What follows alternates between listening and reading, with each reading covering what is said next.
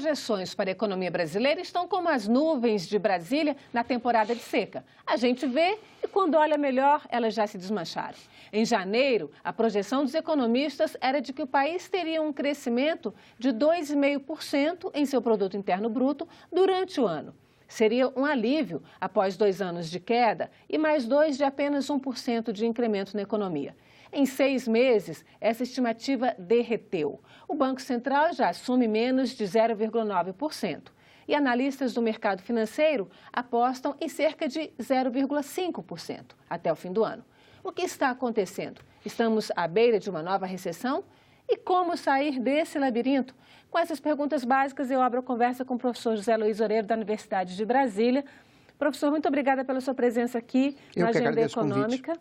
Então, vamos começando aí dessas duas perguntas básicas. A gente está à beira de uma recessão? Bom, primeiro a gente tem que entender o que seria uma recessão. Quer dizer, tecnicamente, uma recessão é definida como 2 trimestres consecutivos de queda do nível de atividade. E no primeiro trimestre já tivemos uma queda de 0,2%. Então, se no segundo trimestre de 2019 nós tivermos também uma queda do PIB, estaremos tecnicamente numa recessão. Agora, na prática, a gente já pode dizer que está numa recessão, porque o último trimestre de 2018 também foi um trimestre que, se tivesse sido revisado, alguns economistas dizem que foi queda. Assim, eu acho que é menos importante o número e mais a sensação que a sociedade tem sobre o nível de atividade econômica. E a sensação é muito ruim. Quer dizer, mesmo aqui em Brasília, que é essencialmente uma cidade de funcionários públicos e, portanto, ela está mais imune, né, ao ciclo econômico, a gente nota olho nu. Quer dizer, a gente vê lojas fechando, a gente vê muita gente pedindo dinheiro na rua, né? Coisas que há um ano atrás eram menos perceptíveis para a sociedade. Então, de fato, a sensação de insegurança econômica, de que as coisas não estão andando, de que o país está parado, eu acho que é generalizada. Então, vamos começar mostrando os números, até para a gente dar uma incrementada aqui na nossa conversa e para o nosso telespectador também ter uma ideia do que a gente está falando. Isso aqui é a projeção do crescimento do Produto Interno Bruto, o famoso PIB. Né? Em agosto de 2018, essas são as projeções do Banco Central, a data em que as projeções foram feitas e ao que período elas dizem respeito.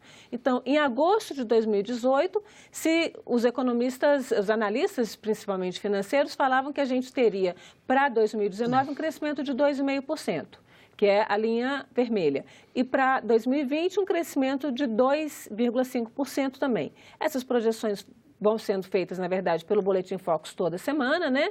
2,5% ainda era a projeção de outubro. Quando foi em dezembro, né, a gente já tinha os resultados do segundo turno das eleições e a gente teve essa euforia, uma previsão de 2,55%, mas logo a gente tem aqui janeiro, a coisa começa a cair e a gente vai praticamente ladeira abaixo. O que aconteceu nesse período que a gente teve aqui? E essa projeção aqui, na verdade, de agosto, ela vem desde julho do ano passado, né? Que o gráfico nem cabia aqui. O que aconteceu que a gente vinha num estado, mais ou menos, apesar de ser período eleitoral, apesar de ter várias incertezas, a gente vinha ali numa projeção estável e, de repente, ela despenca depois de dado o cenário básico que a gente tem na economia. Então, Antônia, acho que é importante esclarecer para os telespectadores como é que essas projeções são feitas. Observe que em agosto de 2018, o número para 2019 e 2020 era exatamente o mesmo. Sim. Quer dizer, de onde que essas previsões vêm? Na verdade, 2,5% é a média do crescimento da economia brasileira nos últimos 30 anos. Ou seja, quando os analistas têm que começar a fazer uma previsão para quanto vai ser o crescimento no ano que vem ou daqui a 2 anos, então eles pegam a média histórica, que é 2,5%. E na medida que vão chegando mais informações, eles vão atualizando para cima ou para baixo a sua previsão.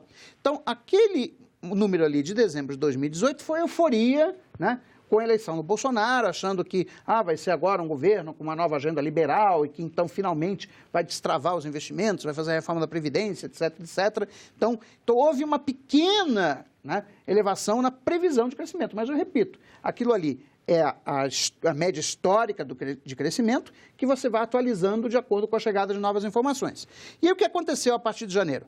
As informações que foram chegando sobre o nível de atividade, comportamento do mercado de trabalho, etc., foram mostrando para os economistas que o crescimento seria muito menor do que 2,5%. Então, você vai refazendo gradualmente esse processo de previsão na medida que as novas informações vão chegando. Quais são essas informações básicas que os analistas usam? Olha, uma delas é o IBC, tá, que é o Índice de Atividade Econômica do Banco Central, o comportamento do mercado de trabalho, tipo criação de empregos formais, destruição de empregos formais, né? Isso aí já é informação, é fato, é né? fato, não é expectativa. Isso é informação, não é expectativa.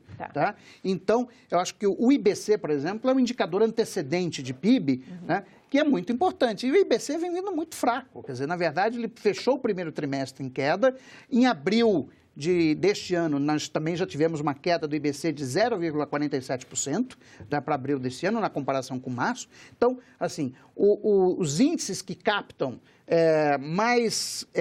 de uma maneira mais atual, né, a atividade econômica, estão mostrando para os analistas que a atividade está indo ladeira abaixo. IBC é exatamente o quê? É o Índice de Atividade Econômica do Banco Central. Tá, ele não tem exatamente uma correlação, né? Não, ele é uma prévia do PIB, tá? Quer dizer, tem uma metodologia de cálculo, que não é o caso aqui da gente explicar, mas a ideia de que ele é um indicador que ele poderia fazer uma previsão do crescimento do PIB. Até porque o PIB é anunciado só por IBGE depois de terminado o ano. Vai ser anunciado lá em março, abril, junho do ano posterior. Ele só anuncia o PIB do trimestre quase 2 meses depois. Exatamente. Então, o IBC ele é mais rápido, quer dizer, ele está captando mais rapidamente as informações sobre o nível de atividade. Isso aí o Banco Central coleta em campo, digamos, as informações do que está acontecendo na ponta. Então, vamos mostrar, você falou tanto da atividade econômica, a gente tem um outro gráfico que mostra exatamente essa questão da atividade econômica. Essas são as informações, isso aqui já é dado, né? Já é fechado. Boletim também, base Boletim Focus do Banco Central, num gráfico elaborado, na verdade, pela Fiesp, né? E a gente mostra aqui, então, esse período de queda. Isso aqui é dado, né? Sim. Essa queda grande de maio de 2018 foi o quê? A greve dos caminhoneiros? Foi a greve dos caminhoneiros. Esse aqui é o Índice de Atividade Econômica do Banco Central. Na verdade, você está medindo a variação da atividade econômica com respeito ao mês anterior. Entendi. Tá? Então, ali em maio de 2018, você teve uma queda de 3,1% na comparação com abril de 2018. Aquela retomada em junho foi simplesmente o efeito de que cessou a greve dos caminhoneiros, então as coisas puderam voltar a ser transportadas, produzidas, etc. Caiu 3,1%, 3,1 então recuperou 3,2%. Então, na verdade, o ganho aqui foi só 0,1%. Foi marginal. Tá? E aí o que a gente observa é que em julho e agosto, até que o IBC estava indo mais ou menos bem, 0,3%, 0,4%. Agora, a partir do último trimestre de 2018, a atividade volta a patinar de novo. A gente teve uma queda em setembro de 2018 de 0,1%, outubro de 2018 de 0,1%, deu uma crescidinha em novembro de 2018, mas isso aqui é muito o efeito da Black Friday, tá? Que agora está antecipando, com a Black Friday ela meio que antecipa as vendas de Natal. Né? E aí, em dezembro de 2018, você viu que o IBC foi fraco. Tá? Antecipou para novembro. Antecipou para novembro, uma parte das vendas que seriam feitas em dezembro. Tá? E aí nós tivemos, em janeiro, fevereiro, aqui não mostra no gráfico, mas também março e abril, o IBC veio negativo todos os meses de 2019 que já foram divulgados. Janeiro, fevereiro, março e abril, o IBC foi negativo. Isso significa que isso aqui a gente pode falar de produção da indústria, por exemplo, não, que a indústria está produzindo menos. Não é só da indústria, o IBC é um indicador para a atividade econômica no seu conjunto, o que inclui também comércio, serviços, agropecuária, etc. Ou seja, ele é um indicador antecedente de PIB. E o que ele está mostrando para os 4 primeiros meses do ano de 2019 é uma atividade que está em queda livre. Vamos falar um pouquinho, então, porque a gente tem outros índices, mas eu queria falar um pouquinho, contextualizar essa questão. Como é que a gente explica o que se dizia, tanto no começo do ano, é que se precisava aprovar a reforma da Previdência, porque se não aprovasse o país quebrava e se aprovasse a reforma da Previdência, tudo se resolveria e a atividade econômica voltaria a crescer. O que é que aconteceu aí? Isso aí foi um meio conto da carochinha ou deu alguma coisa errada no meio do caminho? Porque a reforma da Previdência está andando até muito bem no Congresso. Está andando, na verdade, a tramitação dela está sendo normal. normal, de acordo com os ritos do Congresso Nacional. O que aconteceu é que foi vendida para a sociedade brasileira o mito da fada da confiança, de que o Brasil não crescia por conta da desconfiança dos empresários e dos consumidores na solvência das contas públicas e que para isso seria fundamental a aprovação de uma reforma da Previdência a jato, tinha que ser aprovada rápido, porque senão o Brasil ia para o buraco, mas que uma vez aprovada, teve até um integrante da equipe econômica do governo, o secretário de Política Econômica, que disse que, aprovada a reforma da Previdência, o Brasil criaria 8 milhões de empregos. Né? Bom, o que as pessoas estão vendo é que, apesar, né, da tramitação da reforma estar indo normalmente, né, inclusive os cortes que foram feitos pela Comissão Especial da Reforma da Previdência serem pedra cantada há muito tempo, ou seja, todo mundo sabia que era impossível. Foi o bode botado na sala. O Guedes aparentemente o Guedes queria o bode, queria a reforma com bode e tudo. Mas todo mundo sabia que o bode tinha que ser tirado, que era capitalização, BPC, rural e desconstitucionalização. Agora você está falando que está tramitando normalmente. Ela está tramitando muito mais rápido, né? Porque a reforma proposta pelo governo Temer demorou mais para tramitar e não foi aprovada, na verdade. Sim. Então ela está andando rápido. Não, ela está andando normal. Assim, eu prefiro dizer que ela está andando no rito normal, quer dizer, não está havendo obstruções, quer dizer, você tem as audiências públicas, mas o que a equipe econômica queria? Que a proposta de reforma da Previdência fosse aprovada sem ser discutida pela sociedade? Uma coisa que vai afetar a vida de milhões de brasileiros hoje e ao longo dos próximos 30 anos? Isso simplesmente é incompatível com uma sociedade democrática. No Chile do general Augusto Pinochet, né, que parece ser, né, o paradigma do senhor ministro da Economia, pode ser que as coisas andassem um pouco mais rápido, porque seriam a ponta de baioneta. Né? Mas numa sociedade democrática as coisas têm que ser discutidas. O problema é que no Chile agora eles estão com lei no Congresso para reverter, né? Porque claro, deu bastante errado, esse é o ponto. Na verdade, muitas das ideias que a atual equipe econômica está defendendo são ideias dos anos 70 da década passada, que já foram revistas em vários países, e o Chile é um dos casos. Inclusive, as privatizações, que também são ditas pelo governo como panaceia para resolver os problemas do Brasil, foram revertidas em uma série de países. Mais de 800 privatizações foram revertidas no mundo desenvolvido. Inglaterra reverteu questão de água, esgoto. A Espanha reverteu, a França reverteu, a Itália reverteu, mesmo os Estados Unidos reverteram. Então, a gente está falando um pouquinho aqui, é uma coisa mais geral de desenvolvimento, de retomada do crescimento, e fala-se muito exatamente na questão de infraestrutura. Né, investimentos em infraestrutura. Historicamente, quem fez investimento em infraestrutura no Brasil foi o governo, pelos grandes projetos. Em qualquer lugar do mundo, é o Estado que faz isso. Se você quer ir, vamos pegar o paradigma dos liberais brasileiros, que é os Estados Unidos. Vai ver a infraestrutura americana. Compara a infraestrutura americana com a Europa. Só você vê os turistas americanos andando em qualquer cidade europeia. Eles ficam maravilhados. Ah, tem transporte público que funciona, tem metrô, tem boas estradas, tem trem de alta velocidade. Os Estados Unidos não têm 1 quilômetro de trens de alta velocidade. 1 quilômetro. E a Europa está cheia. Tem na Espanha, tem na Itália, tem na França, tem na Inglaterra, tem um raio de um trem de alta velocidade ligando a Inglaterra à França. Tudo isso teve, obviamente, participação do setor privado, não sou contra a participação do setor privado em obras de infraestrutura, mas é evidente que o grosso desse investimento é o setor público. O governo chinês faz tudo, né? Aliás, está ligando de novo a Rota da Seda. China até a Itália já via trem. Né? Pois é, e a China tem a maior a maior quilometragem de linha de trens de alta velocidade do mundo, mais de 8 mil quilômetros de trens de alta velocidade. Então, isso é feito pelo Estado. Isso gera emprego? Muito emprego. Então, vamos falar da taxa de desemprego? Vamos mostrar esse dado para você poder dar uma enriquecida nessa questão. Aqui eu coloquei taxa de desocupação, mas, na verdade, ela é a taxa de desemprego mesmo, a gente que está desempregada, né? Porque, só explicando um pouquinho para o telespectador, porque a taxa de desocupação ela é um pouco mais ampla. Ela abarca também aquelas pessoas que estão desempregadas, mas elas até já desistiram de procurar emprego de tanto tempo que elas estão desempregadas, que é o que a gente chama, o IBGE chama, o IPEA chama dos desalentados. Então, aqui é a taxa de desemprego. A gente tem, oficialmente, esse montante, essa quantidade de gente desempregada aí que está na idade, na PEA, né? Na população economicamente ativa. São 12,7% da força de trabalho no primeiro trimestre de 2019, mas um dado que foi divulgado pelo IPEA agora em meados de junho, tá? É que isso aqui dá mais ou menos 13 milhões de desempregados. Desses 13 milhões de desempregados, 3 milhões e 300 são desempregados de longa duração, ou seja, estão desempregados há mais de 2 anos. E aí você pode imaginar a situação de um pai de família ou de uma mulher chefe de família que está há mais de 2 anos desempregada. Ela já gastou todo o seguro-desemprego, porque o seguro-desemprego é 6 meses. Já gastou todo o FGTS, já está gastando, ou provavelmente já gastou todas as economias que fez durante 2 anos. Então, a situação dessas pessoas é realmente desesperadora. E é impressionante que num quadro desse, o governo atual do presidente Jair Bolsonaro não tenha um único programa de geração de emprego. Então, vamos partir para a segunda pergunta que eu fiz lá no início, que era como sair do labirinto.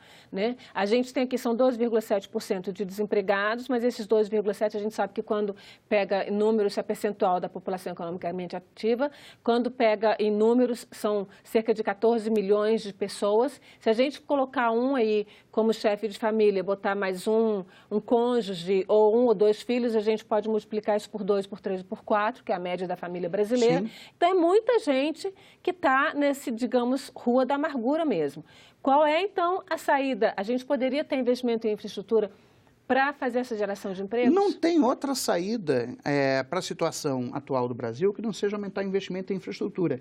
Na verdade, a saída para a geração de empregos é o que o Brasil necessita desesperadamente. Vamos, só mesmo colocando aqui a situação da cidade de Brasília. Mesmo no Planalto Central, as ruas do Planalto Central parecem um campo lunar de tão esburacadas que estão. As nossas estradas estão em absoluta situação, muitas delas intransitáveis. Mesmo a estrada que vai aqui para Pirinópolis, né, que é uma estrada estadual, né, ela está toda esburacada. Então, assim, você tem muitas obras para fazer, a gente precisa disso, e se aumentar a competitividade da economia brasileira, porque ia reduzir custos de transporte, ia reduzir custos de manutenção de veículos, etc., isso ia gerar toneladas de emprego. Agora, o governo fala que a privatização de rodovias, a privatização do que resta da malha ferroviária, a privatização de setores da Petrobras, recentemente foi privatizado o maior gasoduto que corta a região norte, que essas privatizações elas vão fazer deslanchar essa questão de investimentos da iniciativa privada Sim. na infraestrutura. Até que ponto isso vai se transformar em número de empregos? Bom, dizem que a definição de loucura é fazer a mesma coisa várias vezes esperando resultados diferentes. Pois bem, isso já foi feito antes. Quer dizer, o governo Collor e o governo Fernando Henrique Cardoso tinham exatamente esse discurso. Conseguiram acelerar o crescimento da economia brasileira? Não. E mais, o que a gente tinha, por exemplo, de estradas para privatizar, tá? O filé mignon foi privatizado durante o governo Fernando Henrique Cardoso. Então, por exemplo, a Rio-São Paulo é uma estrada privada. Tá? Ou uma concessão, para ser mais preciso. Uhum. Tá? Então, assim, isso já foi feito antes. Eu não sou contra a priori privatização. Eu acho que você tem que olhar caso a caso. Pode ser que algumas empresas não seja mais interessante ao Estado brasileiro manter, essas você vende.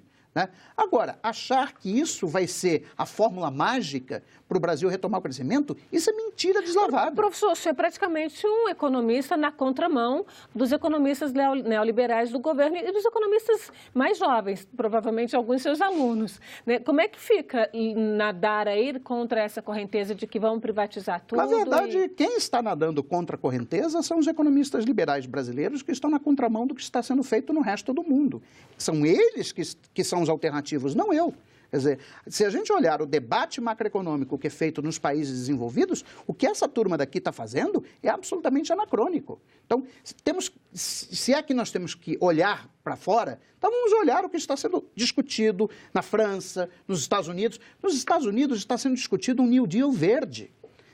Na Alemanha e na França, a política industrial que está sendo feita pelos governos da Merkel e do Macron estão prevendo acabar com os carros de combustão interna até 2050. Então, assim, é absolutamente anacrônica a discussão macroeconômica feita pela equipe do atual governo. Então, como é que a gente sai disso aí? Vamos ver. O senhor está falando de uma postura que é o contrário do que o governo atual está pregando.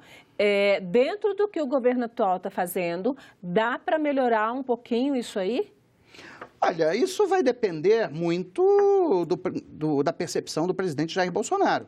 Quer dizer, eu acredito que em algum momento o fato da economia não reagir, e ela não vai reagir, né, vai levar o presidente, como todo político, tem que ser pragmático, né? E ele vai perceber que, na verdade, ele foi convencido de teses que não se sustentam, que não vão gerar crescimento, e aí, muito provavelmente, ele vai demitir o ministro Guedes. Nossa, isso é drástico. Não é ser drástico, é ser realista. Quer dizer, a realidade vai se impor em algum momento. Tá? Então, a economia, do jeito que está, ela não vai reagir, a situação do mercado de trabalho vai ficar cada vez pior, esse desemprego de longo prazo, ele vai aumentar, mesmo que a taxa de desemprego não aumente, ela fique em torno de 12%, 13%, ela vai ficar cada vez pior, porque vai ser o desemprego de longo prazo, ele vai ser uma proporção cada vez maior do número de desempregados. Essa é uma situação socialmente insustentável, em que em algum momento o governo vai ter que tomar uma decisão. E a decisão... Quais são as possibilidades que o senhor vê? Mudar a orientação da política econômica, porque com essa orientação não vai a lugar nenhum. Vamos ver, tem um outro gráfico que eu queria conversar um pouquinho com o senhor, ver as suas explicações, que é a questão da dívida, né? Porque é o que se fala muito, a gente precisa fazer a reforma da Previdência, a gente fez a reforma trabalhista com esse discurso, precisa fazer a reforma da Previdência, fala-se agora, começa-se a falar na reforma fiscal, na reforma tributária, para resolver a questão aqui dessa dívida, da relação da dívida bruta do governo com o PIB, que ela vinha aqui, em 2006, ela vinha mais ou menos no percentual bastante estável, sim, né? Até 2014. Caiu um pouquinho, 2014, aqui ela começa a subir. Quer dizer, a gente está devendo mais do que o que a gente está produzindo em termos de riqueza. A que se deve essa subida aqui? Bom, é lógico que há uma situação de deterioração das contas fiscais a partir de 2015 devido à recessão. Mas eu quero chamar a atenção dos nossos telespectadores o seguinte, em 2015, o PIB caiu quase 4%, 3,8%. A relação dívida pública bruta PIB é uma razão em que o PIB é o denominador. Então, obviamente, se o denominador cai 4%, a relação sobe. Tá? Então, você teve aqui a economia caindo 3,8%, e a relação subiu. A dívida aqui subiu em 2016... Mas subiu muito, né? Ela subiu bastante.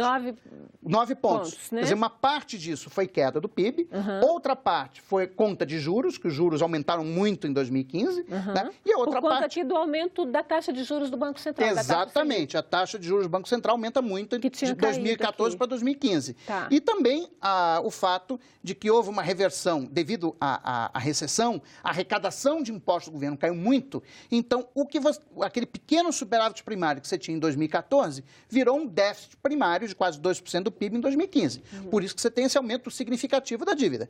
Agora, eu quero chamar a atenção dos telespectadores o seguinte, que embora a dívida esteja uma trajetória ascendente, o ritmo no qual a dívida está aumentando ano após ano está diminuindo. Apesar do PIB estar crescendo, a relação está diminuindo. Não, não é que ela está diminuindo, ela está aumentando cada vez menos. Entendi. A taxa de incremento dela está diminuindo. Então, olha só, de 2016 para 2017, ela aumentou 5 pontos percentuais do PIB. De 2017 para 2018, ela aumentou 3 pontos percentuais do PIB. E de 2018 para 2019, ela deve aumentar só 1,2 pontos percentuais do PIB. O que isso aqui está mostrando? Que o ritmo de crescimento da dívida pública PIB está se desacelerando e, portanto, em algum momento ela vai se estabilizar num patamar alto.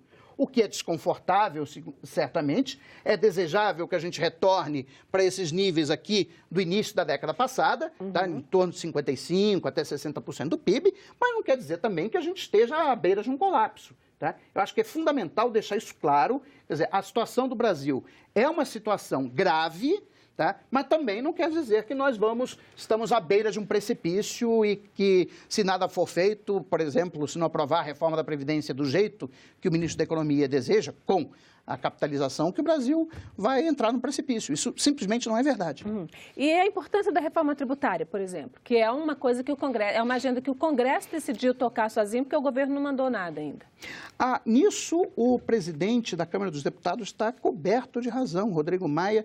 Na verdade, eu acho que a reforma tributária tinha que ter vindo antes da reforma da Previdência, porque a reforma tributária ela vai eliminar uma série de ineficiências na nossa estrutura tributária, vai reduzir a carga tributária sobre a indústria e, com isso, vai aumentar a competitividade da economia, acelerando o crescimento. Poderia ter vindo primeiro, então? Poderia ter vindo primeiro. Deveria ter vindo primeiro.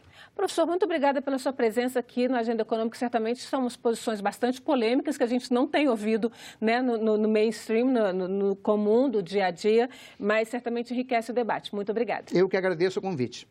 E agradeço também a você que nos acompanhou. Se quiser baixar este programa ou indicar para alguém, acesse a nossa página na internet, senado.leg.br/TV, ou o canal no YouTube, youtube.com/TV Senado. Fale conosco pelo telefone 0800 61 2211 ou pelo e-mail agendaeconomica@senado.leg.br.